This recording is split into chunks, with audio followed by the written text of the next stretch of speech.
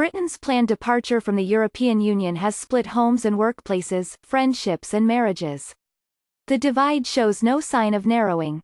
Hemel Hempstead, England. Martin Bradford played guitar at a local venue for the better part of a decade, but he avoids the place now because performing there would mean working with its sound engineer. And that would not end well. Sipping a pint in a riverside pub, Mr. Bradford recalls how he casually mentioned his vote to leave the European Union and instantly lost a friend. "You've taken my retirement away," Mr. Bradford was told, the reasoning being that the sound engineer hoped to move to another European Union country, a right that Brexit could threaten. "Once that conversation had happened there was no going back," said Mr. Bradford, who also avoids members of his old band after some posted comments on social media that, he said, painted the people who voted Leave as racists, bigots, evil, stupid. Like the election of President Trump, the 2016 Brexit referendum vote crystallized divisions between cities and towns, young and old, the beneficiaries of globalization and those left behind. And far from fading, the Brexit divide seems to have become entrenched within many British workplaces, families and social circles. Friendships lost or relationships broken by Brexit have been bemoaned by politicians, featured in newspaper advice columns and spawned novels and at least one play. According to one survey, more than a third of those who wish to remain in the European Union would be upset if a close relative married a strong Leave supporter, suggesting that Brexit has morphed into a clash of values. In the aftermath of the referendum, Relate, a counseling service, said that a fifth of the 300 relationship support practitioners surveyed had worked with clients who argued over Brexit.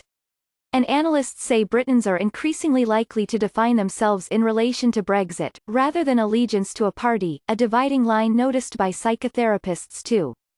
"It's a bit like 16th-century France between the Catholics and the Protestants," said Brett Carr, senior clinical research fellow in psychotherapy and mental health at the Center for Child Mental Health, adding, "I think there is a great deal of hatred of one position toward the other, and a lack of willingness to engage. It doesn't make sense to begin to doubt your position if you are so certain your position is the correct one." Mr. Carr said, "Of course, many Britons have tuned out, bored by endless and incomprehensible Brexit twists in Parliament. Talk of a religious war sounds overblown to Giles Fraser, rector of St. Mary's Church in Newington, South London, but he accepts that people are talking past each other in a way that perhaps believers, and non-believers, might talk past each other. It's definitely visceral, it's definitely nasty, and there are certainly people who won't accept the core of the other person's position," added Mr. Fraser, who thinks that his support for Brexit in London, which generally voted the other way, cost him friends. "If it is hard being a pro-Brexit clergyman in London, it is no easier being a Remain supporter in Meaden Vale, a former mining village in Nottinghamshire, 150 miles north of the capital, where most people voted Leave. But not Chris Hawkins. I can't honestly think of anyone from Meaden Vale among my group of friends or people I know who voted Remain, apart from myself," said Mr. Hawkins, who works with children with educational problems. After arguments about Brexit, Mr. Hawkins sees less of his two best friends, who now tend to socialize or take bike rides without him. With his parents there has been tension, though the major conflict was with one of his partner's relatives.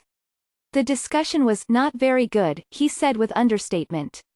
He erupted, "We've not been invited to family birthday parties or get-togethers post-referendum, whereas before we were," said Mr. Hawkins, who thinks that, here, Remainers are seen as being removed from the real world. "I did get a lot of, 'you went to university,' after the vote," he added. Some experts worry that, rather than open feuding, a chilly silence has descended across parts of a population that is often adept at avoiding confrontations. "Brexit is ever present in the consulting room," said Sarah Niblock, chief executive of the United Kingdom Council for Psychotherapy. "It is now so excruciating, and so difficult for people to have conversations about Brexit. Families, workplaces, neighbours are so split, there is so much of a division between groups in society that it is almost as if the therapeutic room has become the last place people can talk with any ease." Those trying to make sense of it all include Candida Yates, professor of culture and communication at Bournemouth University, who is researching Brexit sentiment. Her idea was to get the two groups in the same room, but, when that proved impossible, she initially met them separately. "They were very, very emotional," said Ms. Yates. It was a very powerful experience, people coming together who didn't know each other, there were tears, and these were all with people who voted the same way.